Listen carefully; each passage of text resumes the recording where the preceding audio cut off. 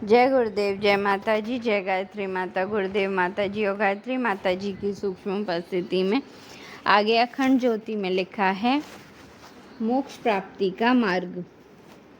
श्रीमद् भागवत गीता के 17वें अध्याय के 23वें और 24वें श्लोक पर चर्चा इससे पूर्व की किस्त में की गई थी।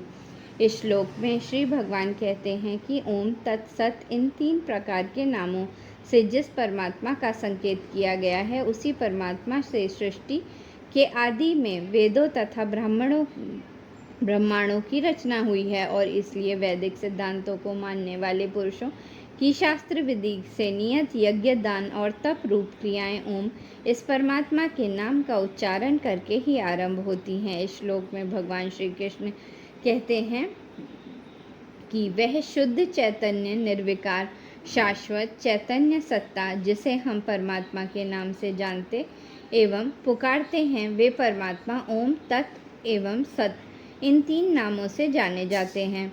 जप, होम, संस्कार आदि संपूर्ण क्रियाओं की सफलता का आधार ये ही 3 नाम हैं। इसमें कोई संदेह नहीं है। वे कहते हैं कि यह भी कारण है कि वेदों को और वैदिक सिद्धांतों को मानने वालों के लिए ओम का उच्चारण करके कार्य को करना मुख्य हो जाता है। ऐसा करने के पीछे कारण शब्द नहीं वरन भाव की प्रधानता है।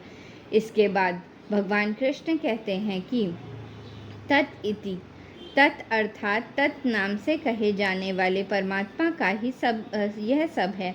इस भाव से फल को न चाहकर नाना प्रकार की यज्ञ, तप स्वरूप क्रियाएं तथा दान रूप क्रियाएं कल्याण की इच्छा वाले पुरुषों द्वारा की जाती हैं। अर्थात तत् नाम से कहे जाने वाले परमात्मा के लिए ही सब कुछ है, ऐसा मानकर मुक्ति चाहने वाले मनुष्य द्वारा फल की इच्छा से रहित होकर अनेकों प्रकार की यज्ञ और तप रूप क्रियाएं तथा दान रूप क्रियाएं की जाती हैं। ऐसा कहने के पीछे के कारण 2 हैं। पहला, यह संसार नित्य निरंतर परिवर्तनशील है एवं नाशवान है।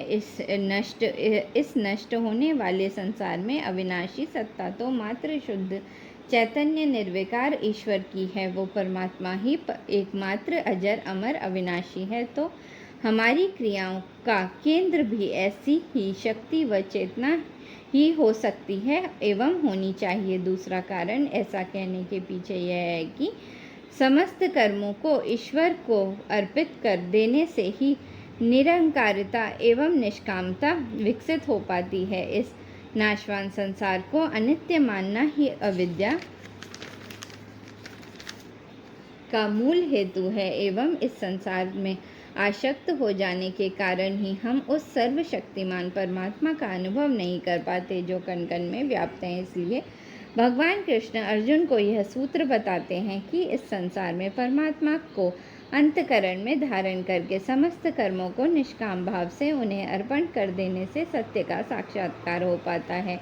यह सूत्र भगवान ने साधकों को इंगित करके कहा है। इस सूत्र में 3 प्रमुख बातें हैं। ओम अर्थात परमात्मा, तत्व अर्थात परमात्मा को निष्काम भाव से फल की आशा को त्याग कर एवं सत अर्थात कर्म किए जाएं। इस तरह ये तीनों शब्द परस्पर गुथे हुए हैं और साथ साथ मिलकर यह संदेश देते हैं कि संसार रूपी दुखों के मूल से सदा सर्वदा के लिए मुक्त होने का आधार ये ही 3 सूत्र हैं।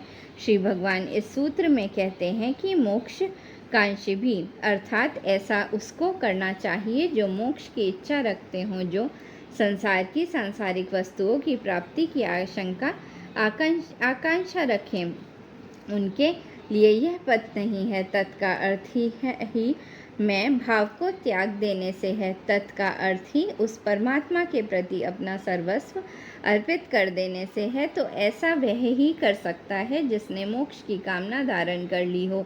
ऐसे लोगों के लिए क्रियाओं को करने का आध्यात्मिक आधार निष्कामता हो जाता है। इसलिए भगवान इस श्लोक में कहते हैं कि फलम अनभिसंध्याय अर्थात फल की आसक्ति न रखते हुए ये सारी क्रियाएं संपन्न की जाएं। जो ऐसा कर पाने में सफल हो पाते हैं वे ही ईश्वर प्राप्ति के अधिकारी बन पाते हैं। भगवान कृष्ण के द्वारा अर्जुन को दिया गया यह संकेत हर उस साधक के लिए दिशा निर्देश है जो मोक्ष प्राप्ति के मार्ग के प्रतीक हैं। जय गुरुदेव, जय माता जी, जय गायत्री माता।